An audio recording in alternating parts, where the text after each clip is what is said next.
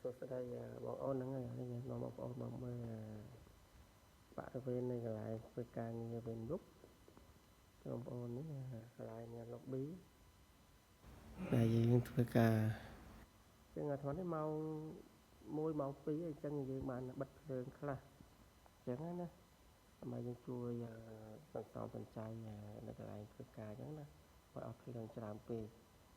ចឹងម៉ោងស្មាននេះខ្ញុំក៏គាត់សម្រានហ្នឹងតែមានភ្ញៀវមួយគាត់ចេញចូលអញ្ចឹងណា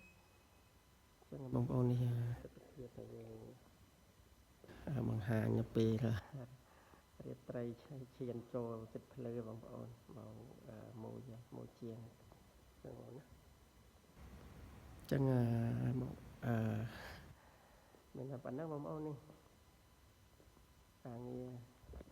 ផ្នែកខុនដូផ្នែកផាតមិនផ្នែកអត់ថែណាបងប្អូន